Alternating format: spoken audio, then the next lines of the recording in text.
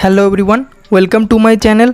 आज हम बहुत ही सिंपल तरीके से ह्यूमन ब्लड ग्रुप को समझेंगे। ये सेक्शन हम दो पार्ट्स में कवर करेंगे। ये पहला पार्ट है। इस पहले पार्ट में हम क्या क्या जानेंगे उसके एक ओवरव्यू दिया हुआ है, वो आप देख सकते हो। ह्यूमन ब्लड ग्रुप का थोड़ा सा हिस्टोरिकल बैकग्राउंड जान लेते हैं।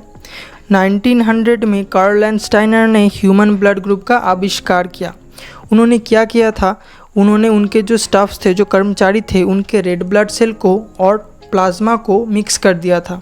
मिक्स करने के बाद उन्होंने एबीओ ब्लड ग्रुप सिस्टम आविष्कार किया। अब ये एबीओ ब्लड ग्रुप सिस्टम क्या है, इसके बारे में हम वीडियो में आगे जानेंगे। उनको इस आविष्कार के लिए 1930 में नोबेल प्राइज़ से भी सम्मानित किया गया था। ब्लड ग्रुप को समझने के लिए हमें थोड़ा सा ब्लड के बारे में जानना पड़ेगा। ब्लड के दो पार्ट्स है, प्लाज्मा और ब्लड कॉर्पसल्स। प्लाज्मा जो है वो ब्लड का 60% पार्ट है और बाकी 40% पार्ट है ब्लड कॉर्पसल्स। प्लाज्मा ब्लड का लिक्विड पोर्शन है, इसमें 90% वाटर रहता है और ब्लड कॉर्पसल्स वो पार्टिकल्स के रूप में यानी कि कण के रूप में रहता है। ये आगे 3 हिस्सों में डिवाइडेड है, RBC, WBC and platelets. Plasma blood का लिक्विड पोर्शन है, इसीलिए प्लाज्मा में ब्लड कॉर्पसल्स तैरता है, यानी कि आरबीसी, डब्ल्यूबीसी, प्लेटलेट्स प्लाज्मा में तैरता है। और प्लाज्मा में क्या मिलता है, एंटीबॉडी प्लाज्मा में मिलता है। एंटीबॉडी क्या करता है, एंटीबॉडी बॉडी को डिजीजेस से प्रोटेक्ट करता है। और एंटीजन कहाँ मिलता है, एंटीजन ब्लड कॉर्पसल्स के पहले पार्ट रेड ब्लड सेल में मिलता है। एंटीजन के वजह से ही ब्लड में ग्रुप्स होते हैं। अब आ जाते हैं एंटीजन के ऊपर। एंटीजन के वजह से ही डिफरेंट ब्लड ग्रुप्स होते हैं। एंटीजन बेसिकली है क्या, एंटीजन एक प्रोटीन है जो रेड ब्लड सेल में मिलता है। एंटीजन दो तरह के होते हैं, antigen A and antigen B. हम जब एंटीजन ए को लिखेंगे तो ए कैपिटल में लिखेंगे और जब एंटीजन बी को लिखेंगे तो बी कैपिटल में लिखेंगे। अब आ जाते हैं फिगर के ऊपर। टाइप ए जो फिगर है वो है एंटीजन ए का फिगर। जो रेड कलर में राउंड शेप का है वो है रेड ब्लड सेल और उसके ऊपर जो ग्रीन कलर में त्रिकोण बना हुआ है वो है एंटीजन ए। तो एंटीजन ए का शेप क्या है, निकला हुआ त्रिकोण आकार का। और टाइप बी के ऊपर आ जाते हैं। टाइप बी है एंटीजन बी का शेप।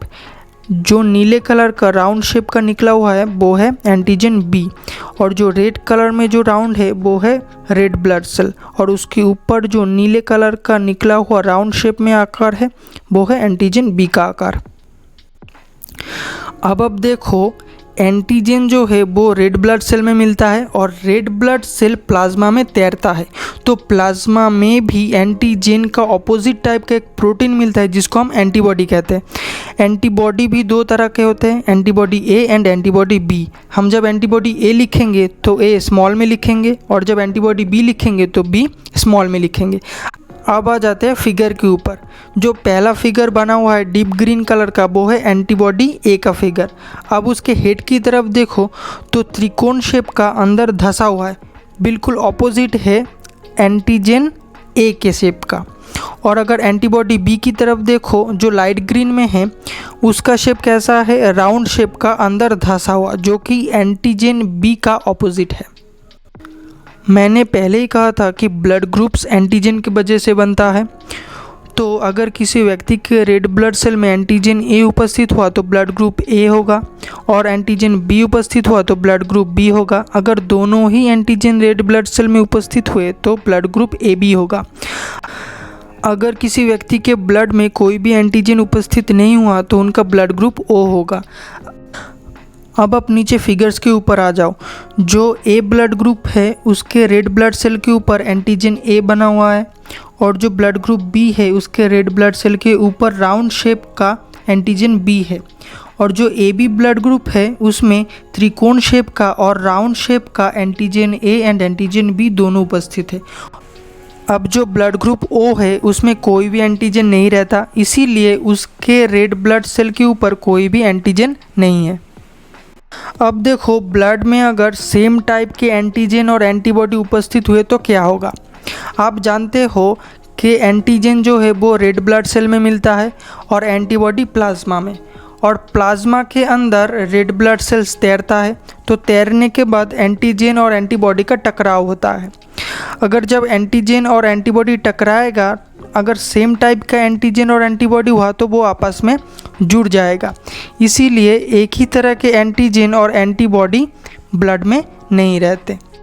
अगर रहे तो ब्लड अच्छे से नहीं बहेगा, अगर ब्लड अच्छे से नहीं बहेगा तो ब्लड नष्ट हो जाएगा।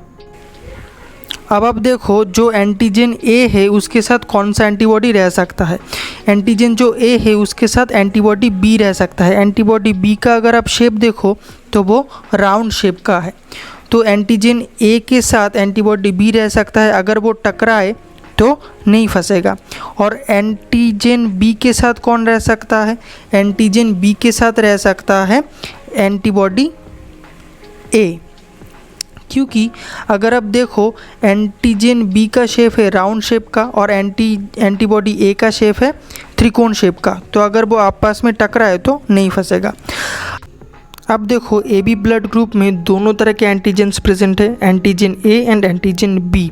एंटीजन ए का शेप त्रिकोणाकार का और एंटीजन बी का शेप राउंड शेप का। अगर इसमें एंटीबॉडी ए रहेगा तो एंटीजन ए के साथ फंसेगा, अगर एंटीबॉडी बी रहेगा तो एंटीजन बी के साथ फंसेगा। इसीलिए ए बी ब्लड ग्रुप में कोई भी एंटीबॉडी नहीं रहता। अब देखो, ब्लड ग्रुप ओ में कोई भी एंटीजन नहीं रहता है, इसीलिए अगर एंटीबॉडी ए भी रहेगा तो भी किसी के साथ नहीं टकराएगा, अगर एंटीबॉडी बी रहेगा तो भी किसी के साथ नहीं टकराएगा, ब्लड फ्लो इजीली होगा। इसीलिए ब्लड ग्रुप ओ में दोनों प्रकार के एंटीबॉडीज़ रहते हैं। अब इस चार्ट में देखो, ब्लड ग्रुप ए में एंटीबॉडी बी रहता है और एंटीजन ए रहता है, और ब्लड ग्रुप बी में एंटीबॉडी ए रहता है और एंटीजन बी रहता है, और ब्लड ग्रुप ए बी में कोई भी एंटीबॉडीज़ नहीं रहता है, इसमें दोनों प्रकार के एंटीजन ए और बी रहते हैं।